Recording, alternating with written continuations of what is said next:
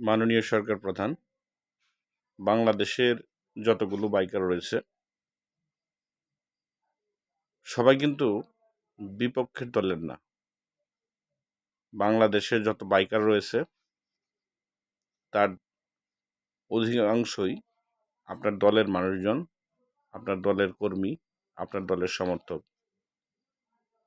আসলে এই বাইকাররা আমরা যারা রয়েছি আমাদের কাছে এই কর যেটা আপনি করতে চাচ্ছেন সেটা আসলে খুব জুলুম মনে হয়।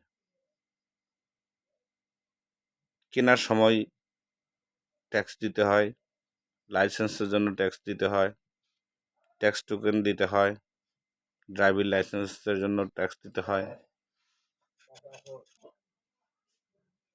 বর্তমানে এর বেশিরভাগ লোকগুলোই আপনার দলের।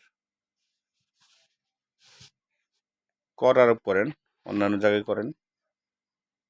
বাংলাদেশে যারা বাইক চালায় সবাই খুব উচ্চবিত্ত তা নয়, বেশিরভাগ মানুষই এখানে নিম্নবিত্ত মানের মানুষ।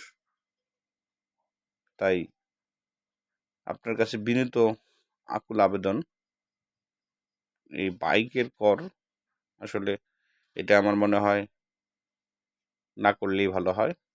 যেভাবে ছিল ঠিক সেভাবে থাকাটাই আমার কাছে বেটার মনে হয়। এমন না হয় এই আন্দোলনে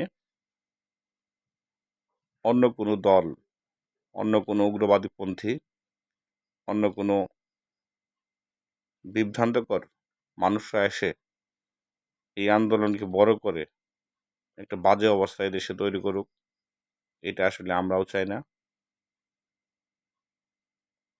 দেশটা ভালো থাকুক, দেশের মানুষজন নিরাপদ থাকুক, গরিব মেহনতি মানুষ যারা তারা কর্ম করে খাক,